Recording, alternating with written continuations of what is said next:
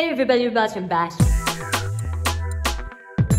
My name is Ollie Brown, and if you're new, my channel is the best place on YouTube for survivors to thrive. So if you like videos about getting on with it, getting it done, even in the face of life's adversity, go right down there, hit subscribe, because I have a feeling you're gonna like this channel too. Come join us, come be a part of our community. We love to help each other. Today I'm going to talk a little bit to you about how to become your own best advocate. Because there's going to be a time when you wake up one day, look at yourself in the mirror and think, you have got to start standing up for yourself. Look, everybody may love you, but nobody has more of an interest in your well-being than you. You are your own best advocate. Think about it. Nobody else cares more about the outcome of your life or has a bigger stake in it than you. So why do we settle for less? Why do we let so much slip under the rug? Why do we put up with inequality, accept less pay, settle for bad doctors who don't listen to us? Being your own advocate means that you stand up for yourself and you say what you need while still respecting other people. So many of us have it ingrained in our head that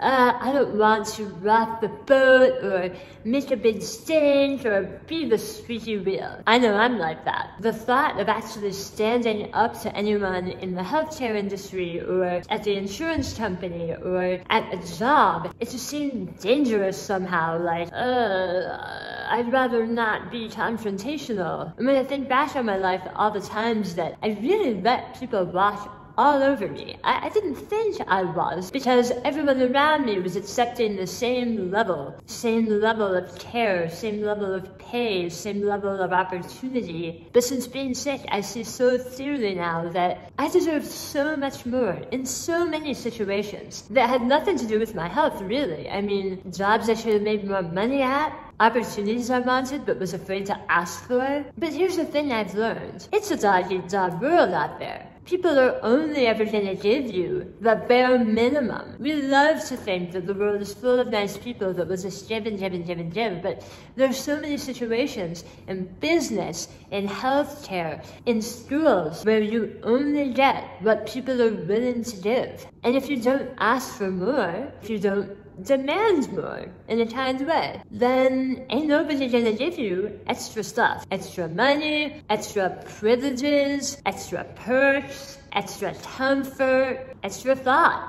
We have to be able to stand up and say, this is a thing I want. How can we make it happen so that it's a good thing for you too? I've said it before in some of my videos, but it was the same in the world I came from in entertainment. You know, everyone goes into an entertainment career so bright-eyed and innocent, and they think, oh, someone will see my talent and they'll want to make me a star, and it is nothing like that. Nobody wants to make their dreams come true. They want to make their dreams come true. People don't even see sick people and automatically want to help them. I mean, there's plenty of pitiful sick people around the world who need help, and they're being ignored. We have to learn how to ask for what we want. So many times in life, we have to figure out a way to make getting what we want beneficial to other people, and that means adding value to their life. And in the case of healthcare, where you want a certain level of care, the best place to start is just self-advocacy. When I was diagnosed with oral cancer, my partner refused to let me settle. He knew that we had to advocate for ourselves, but I didn't know how to do that. In the beginning, I was just sitting around at home waiting to be assigned an oncologist. And you know, if I hadn't been with him, I probably would have just waited until they were ready to give me one. And I would have taken whatever doctor they assigned me. And time would have passed, and my tumor would have grown, and who knows what other horrible outcomes could have happened. But my partner said to me, no, absolutely not. We are not waiting for an appointment, and we certainly aren't taking whatever doctor they assign us. We are going to choose your doctor. And my head nearly exploded, because I'd never considered that I would try to force that outcome in my favor. I had just been told that I had oral cancer. It was the lowest point in my life. My mindset had completely flipped to game over, it's been fun, we had a good run, what's the point? I was so wrong! He said to me, Ellie, we are driving to the nearest cancer center, and we are going to talk to the front desk until we can get in to see the doctor we want. And I said, Richie, that's not how things work. There are rules, there are procedures, there is paperwork, there's other people in line too. We can't just waltz in like we own the joint and pull a sit-down strike in the lobby. This is crazy. He said, Ellie, we have to try. You're too young. You're a senior. Your career is at stake. We need the best care possible. Oh, and I was so angry at him. I said, okay. But inside, my stomach was churning. And I'm thinking, yeah, great. Let's go make everybody upset at the cancer center before we even get an appointment. Let's go flip some tables. Great plan. I had actually given up before we had tried anything or asked any questions. I didn't know how to advocate for myself. I didn't know how to stand up for myself and say what I wanted. I had left my chutzpah back with the version of me that didn't have cancer, but Richie didn't. My fiance got on the internet and he looked up the best oncologist in town, and he said, there, that's gonna be your doctor. Let's go. And we got in the car and we drove to the cancer center, and I had never seen anything like it in my entire life. He walks right up to the desk. He finds the sweetest, nicest, cutest old lady, and he says, ma'am, hello. We don't have an appointment. We just found out that my fiance has oral cancer. She has a giant tumor in the back of her tongue.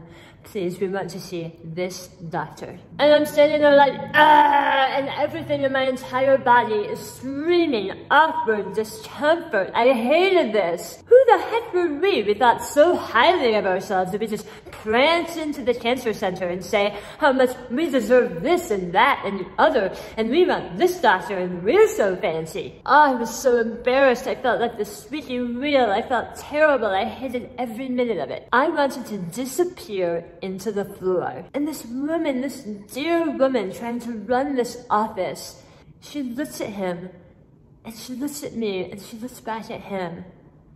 And I see her whole face change before my eyes. And she says, okay, just have a seat. It might take a little while, but I'm gonna see what we can do. 1 hour later, we were in the scheduling department, and shortly after that, we were right in front of the doctor himself. The doctor, the one we wanted. Because in the moment that we advocated for ourselves, we became human to someone who could help us. You can advocate for yourself. I didn't know how to do it, but I learned how on that day. Advocating for yourself means standing up for yourself. It means telling people what you need while still respecting others. We certainly didn't march in there thinking that we were better than anybody else. It felt like it to me at the time, but that's not what it's about. Advocating for yourself is okay, and you must do it if you want the best possible outcomes for your life and your situation. It's okay to say, this is the doctor I want. This is the treatment I want. This is the pay I deserve. This is the equal opportunity that I want a shot at. We only hit runs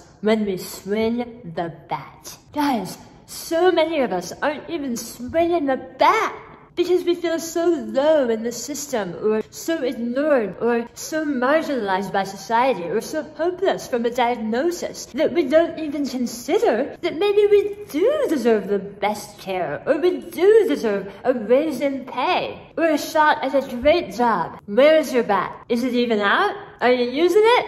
Are you taking swings? Are you missing a few? Because if you are, great! Chances are if you keep swinging, you're gonna hit something eventually. But if your bat's always put away under the bed like mine was, you're only ever gonna get what people feel like offering you. And that's no way to win big. That is the power of persistence. And it's a numbers game. Persistence worse. If my fiance hadn't taught me how to persist in that way, I don't even want to think about where I'd be right now. Learning how to advocate for yourself is one of the most important things you'll ever do. Was there ever a time when you weren't sure if you could advocate for yourself, or when you did advocate for yourself and you got what you wanted? Tell me about it in the comments. Thank you so much for watching. Please consider subscribing. I'll link 2 of my other videos right up here just in case you haven't had enough of me yet, and I'll see you in the next one.